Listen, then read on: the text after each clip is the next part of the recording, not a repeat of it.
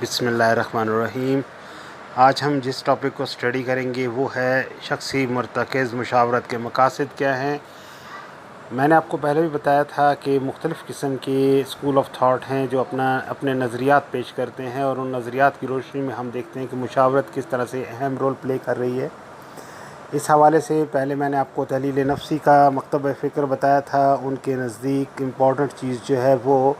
फ़र्द के लाशऊर का तज्ज़िया करना है, जिसके लिए आज़ाद तलाज़म और ख्वाबों की ताबीर का तरीका सिगमंड फ्राइड ने इंट्रोड्यूस कराया था। और उसने ये कहा था कि इसके ज़रिए से हम बेहतर तौर पर किसी भी फ़र्द की जो है वो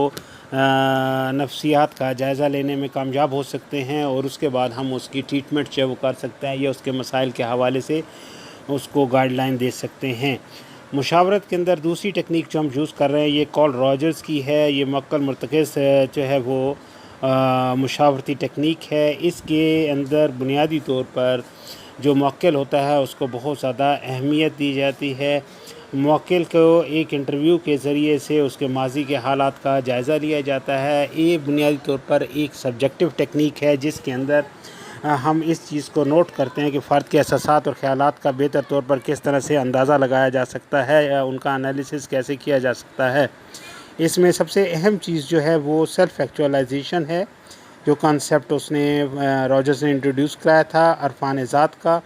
और उसने ये कहा था कि इसके ज़रिए से फ़र्द अपने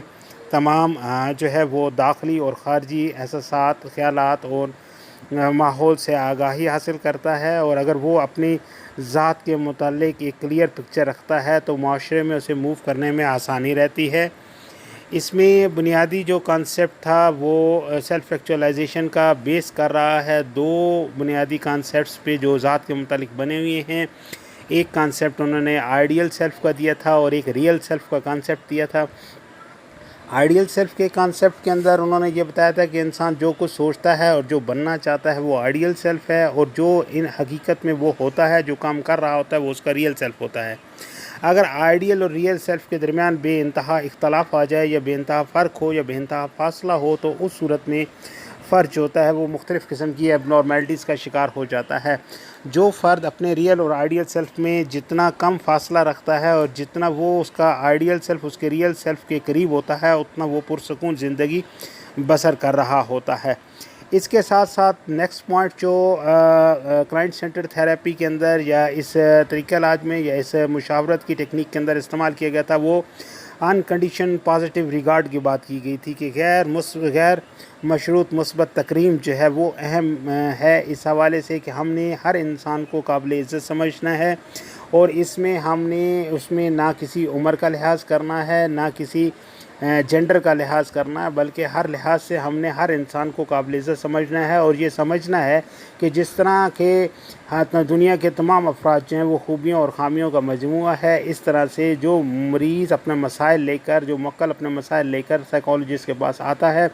वो भी बहुत सी खूबियों और ख़ामियों का मुरक्का होता है, मजमूआ होता है। अब उसे इज़्ज़त दी जाती है ताकि वो अपनी खूबियों का तज्ज़िया बेहतर तौर पर कर सके और उन खूबियों की मौजूदगी में या उनकी मदद से जो है वो अपने मसले का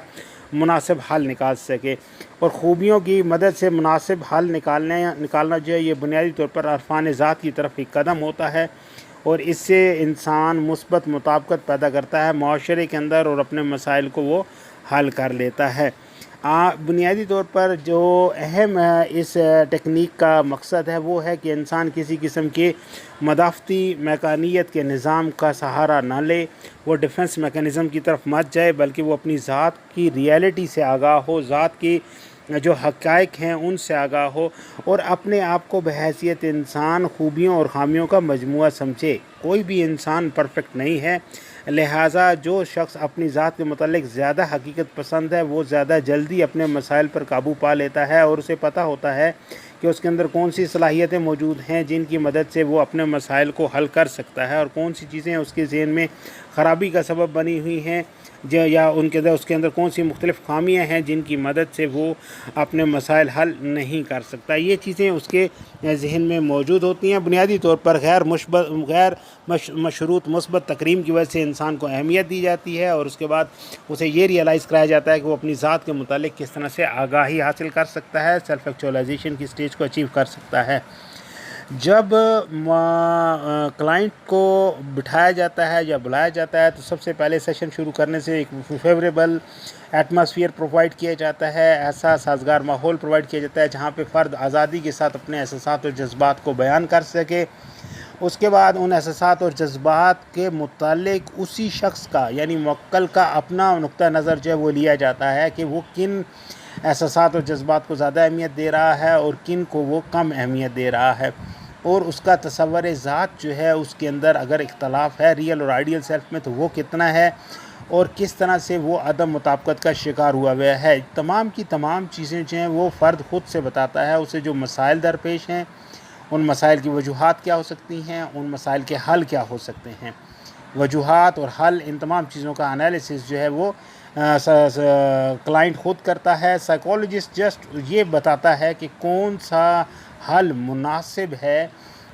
دیے گئے حلوں میں سے جو کہ کلائنٹ خود بتا رہا ہے۔ اس کے علاوہ یہ چیز ریئلائز کرائی جاتی ہے کہ جس طرح تم نے خود سے اپنے مسائل کو انالیسس کیا اور ان کے حل خود سے نکال لیے اور تم ان کو خود ہی اگر اپلائی کرو گے تو تم اپنے مسائل کو حل کرنے میں کامیاب ہو جاؤ گے بغیر کسی سہارے کے، بغیر کسی سپورٹ کے۔ تو یہ انکنڈیشن پازیٹیو ریگارڈ جو ہے یہ کانسیپٹ آف سیلف کو کلیئر کرتا ہے، جس کی وجہ سے بہتر طور پر فرد کو جو ہے وہ گائیڈ لائن دی جا سکتی ہے اور بہتر اس کی انڈرسٹینڈنگ بھی ممکن ہو سکتی ہے معاشرے کے متعلق، اپنی ذات کے متعلق اور اپنے مسائل اور ان کے حل کے متعلق۔ تو یہ ایک اہم ٹیکنیک ہے جس کے ذریعے سے مشیر جو ہوتا ہے وہ